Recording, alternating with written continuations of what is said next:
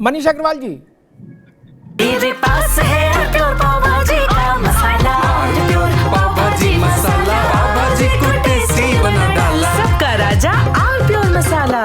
प्रायोजक हैं cancer healer centre, a new beginning. ये जो 80-20 का जनादेश आया, इसको क्या माना जाए? समाजवादी पार्टी कह रही है कि इसको कुछ ना माना जाए, लेकिन हर चुनाव कुछ ना कुछ इंपैक्ट छोड़ता है। भविष्य के चुनाव के लिए कोई ना कोई इंडिकेशन देता है। आवाज नहीं आ रही है। हेलो जी, ठीक आवाज नहीं आ रही है। ठीक, हमने कहा है, अब दिखवा रहे हैं वो लोग आपको। रोहित अग्रवाल, आपसे यही सवाल, 80-20 को क्या माने? समाजवादी पार्टी कह रही है कि इसको कुछ ना मानिए, ये कुछ नहीं है, लेकिन कोई इतना बड़ा चुनाव जो उत्तर प्रदेश के चारों दिशाओं में से जहां सीटें हों और महत्वपूर्ण सीटें हों, प्रतिष्ठापूर्ण सीटें रही हों, उसमें जो परिणाम आएगा तो उसकी कुछ तो व्याख्या होगी। रोहित अग्रवाल।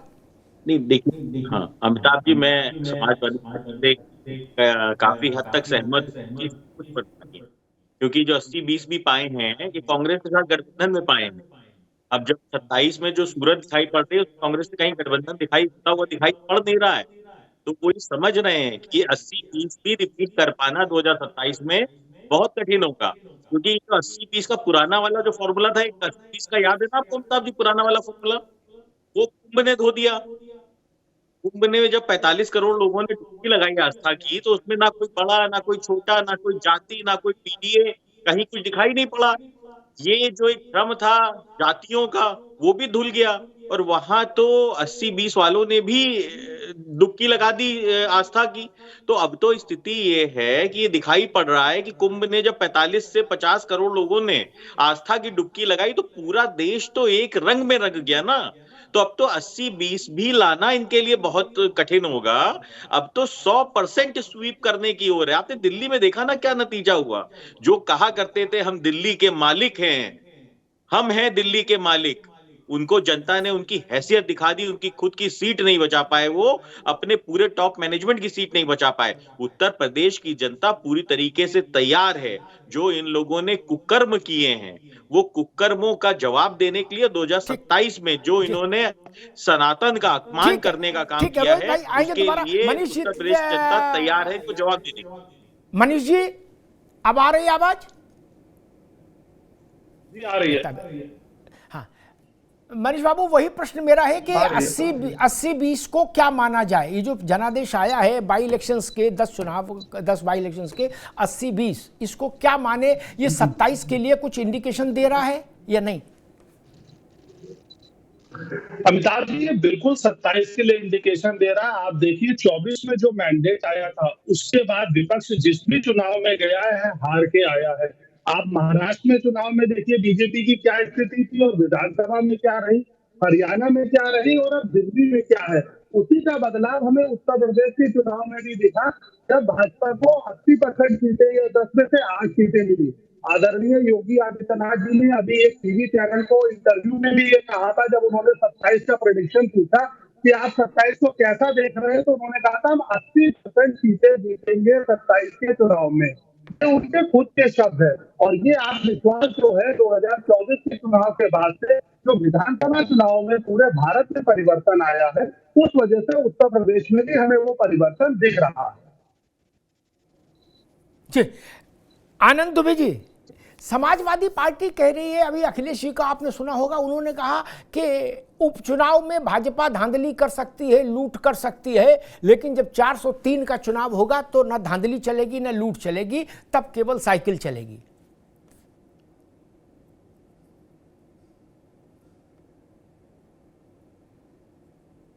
आनंद जी, भाई आनंद दुबे तक आवाज जा रही है? म्यूट, अनम्यूट करो भाई। जी जी जी जी जी बताएं।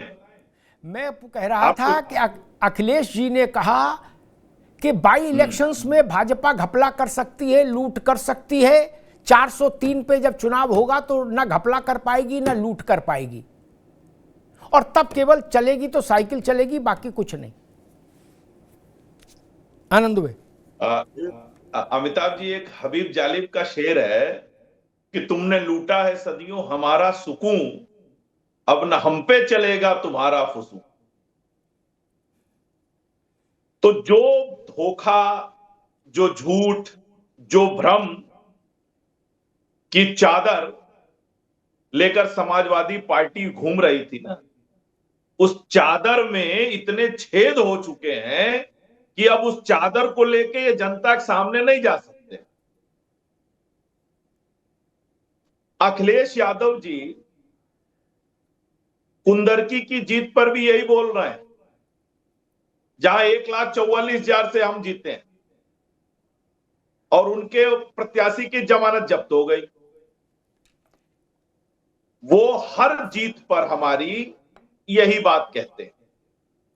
हर चुनाव में उनका एक ही घिसा पिटा पुराना स्क्रिप्ट है, जो कभी किसी से लिखवा लिया होगा, मुझे नहीं पता बंबई से लिखवा के मंगवाया है या खुद लिख लिया है, लेकिन स्क्रिप्ट वही होती है, लाश वही है, सिर्फ कफन बदल जाता है।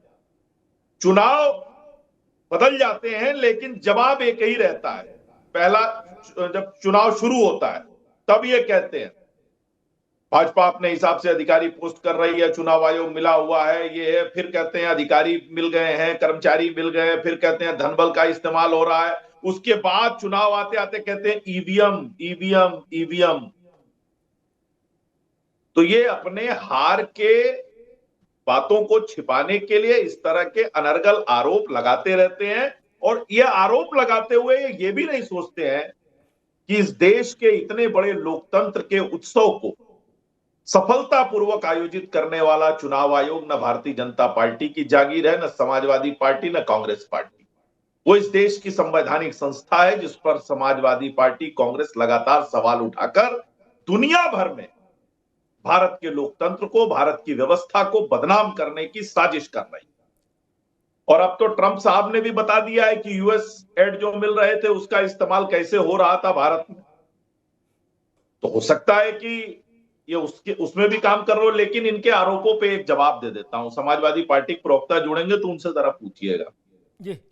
2015 के लास्ट में से लेकर 16 में उत्तर प्रदेश में पंचायत के चुनाव हुए थे अमिताभ। समाजवादी पार्टी के 60 जिला पंचायत अध्यक्ष जीत के आए थे उस चुनाव। 60 2015-16 में 33 उसमें से 33 निर्विरोध जीत के आए। और ठीक एक साल बाद उत्तर प्रदेश में विधानसभा का चुनाव होता है। जो पार्टी एक साल पहले 60 सीट जिला पंचायत में जिला पंचायत अध्यक्ष बनाती है, उस पार्टी को 47 सीट मिलती है 2017। इससे क्या साफ होता है कि वोट की लूट कौन कर रहा था, वोटरों को धमकाकर कौन रख रहा था, कौन लोकतंत्र को गुलाम बनाना चाहता था, यह बताने की आवश्यकता नहीं। डिंपल यादव जी बिना किसी के पर्चा भरे निर्विरोध चुन के चली आती, तब लोकतंत्र महान रहता है, तब चुनाव आयोग भी ठीक रहता है, तब सारी चीजें ठीक। अभी 24 के चुनाव में जब इनको कुछ सीटें मिल गई उत्तर प्रदेश में, तब भी सब ठीक हो गया था। दरअसल है क्या अमिताभ जी जी कि जैसे ही लोकसभा चुनाव में इनको ज्यादा सीटें मिली, समाजवादी पार्टी ने अपना असली चेहरा और रंग जनता को दिखाना शुरू कर दिया। कहीं गुलशन यादव मॉडल निकलने लगा, कहीं मोहित खान मॉडल निकलने लगा, कहीं इनके भदोही के विधायक वाला मॉडल निकलने लगा, कहीं इनके जो कार्यकर्ता थे, जो राष्ट्रीय स्तर के पदाधिकारी थे, वो जाली नोट की तस्करी करते हुए महाराजगंज में पकड़े गए। तो जनता ने कहा कि अरे भैया, इनको जरा सा दिया तो ये हालत है, इनको फिर वापस घर भेजो। और यही स्थिति रही अमिताभ जी। तो मैं आपके इस शो में बोल के जा रहा हूं, समाजवादी पार्टी राजनीति शास्त्र के पाठ्यक्रम में सिमट के रह जाएगी अगर अखिलेश यादव जी ने सही समय रहते हुए अपनी आदतों पर विचार नहीं किया और जनमत को खारिज करने का बार बार जो कुत्सित प्रयास वो कर रहे हैं, वो उनके लिए बहुत भारी पड़ने वाला। ठीक बात है। रोहित अग्रवाल, एक खबर आ रही है समाजवादी पार्टी के शिविर से कि 27 के विधानसभा चुनाव के लिए इसी 2025 के अगस्त सितंबर तक समाजवादी पार्टी अपने अधिकांश प्रत्याशी फाइनल कर देगी, ताकि समय रहे व्यवस्थित ढंग से चुनाव का प्रबंधन हो पाए। ये शायद हो सकता है इस विधानसभा के उपचुनाव के नतीजों का भी असर हो सकता है, क्योंकि सार्वजनिक तौर पर आप चीजों को नकार सकते हैं, लेकिन अंदर खाने तो अपनी स्थिति आदमी को पता होती है। तो एक ये भी मैसेज आ रहा है, एक इंडिकेशन आ रहा है कि समाजवादी पार्टी अपने उम्मीदवारों के लिए कम से कम 1.5 साल का समय रखेगी इलेक्शन की तैयारी के लिए। रोहित अग्रवाल, अमिताभ, इस समय वर्तमान समय में नहीं रोहित वर्तमान अग्रवाल समय जी, में जो लाइव एग्जाम्पल है, मैं इससे उसको जोड़ना चाहूंगा। जी। समाजवादी पार्टी ने तो अपनी प्रवक्ता भी लिस्ट जारी कर रखी है। आपके चैनल ने समय भी लिया था उनसे, परंतु वो नहीं जुड़ रहे हैं ना। अभी वो आनंद ले रहे हैं, वो कहीं ना कहीं अपना ठंड मना रहे होंगे रजाई में ओढ़ के, है ना। तो वैसे ही जब ये प्रत्याशी घोषित करेंगे तो वो 2 साल आनंद ही लेंगे, क्योंकि उनको पता है कि भैया खोना हवाना कुछ नहीं है। देखिए, एक बात समझना पड़ेगा, डूबते हुए जहाज में कोई सवार नहीं होना चाहता है। डूबते हुए जहाज से जो लाभ मिल सकता है वो मिल जाएगा। ये जैसे ही प्रत्याशी घोषित करेंगे, वो प्रत्याशी दूसरे दरवाजे पे ढूंढना शुरू कर देगा कि भैया देखो, उन्होंने प्रत्याशी घोषित कर दिया, चाहो तो हमको ले लो, तो हम शायद जीत जाएं आपके आके। तो ये स्थिति हो जाएगी, भगदड़ की स्थिति बन जाएगी समाजवादी पार्टी में। और मैं तो कहता हूं प्रत्याशी घोषित कर दें तो कम से कम गलतफहमी दूर हो जाए। जो 2-4 लोग टिकट मांग रहे हो भाई, वो भी अपना अपना घर ढूंढ ले, क्यों जबरदस्ती समय बर्बाद करें समाजवादी पार्टी में। तो स्थिति और बेहतर हो जाएगी। मुझे लगता है कि अगर ये प्रत्याशी घोषित कर दें, इनके घर का जो वो हंडिया फूटना होता है वो फूट चुका है अमिताभ जी। अब कुछ बचा नहीं है इनके घर में, वो सब कुछ देख चुके हैं। ये काट की हांडी एक बार 2024 में 37 सांसदों के रूप में जनता ने देख ली है कि इनके सांसदों के क्षेत्रों में किस तरीके से अपराध का सृजन हुआ है। जब ये सरकार में नहीं है तब तो इतना घमंड है, तब तो इतनी बेअंदाजगी है कि साहब कहीं मोहित खान है तो कहीं कन्नौज में यादव जी हैं। तो आप सोचिए, अगर ये सरकार में आ जाएंगे तो फिर वही पुराना उत्तर प्रदेश बन जाएगा, अपराध प्रदेश, जहां पे जो है कुत्ता जो है मंच पे जो है नेताओं से हाथ मिलाया करता था।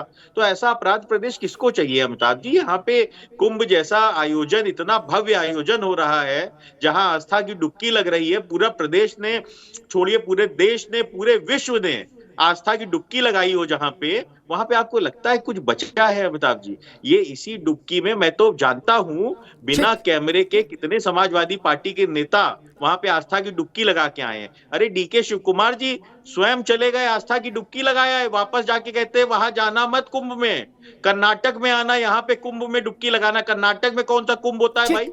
रोहित बाबू, ठीक है, लगवा रहे हो जनता से भाई ठीक है। थोड़े में ज्यादा स्वाद, यही तो है इसकी खास बात। वाओ मामा, क्या स्वाद है। अरे मेरे राजा, प्रायोजक हैं cancer healer centre, a new beginning.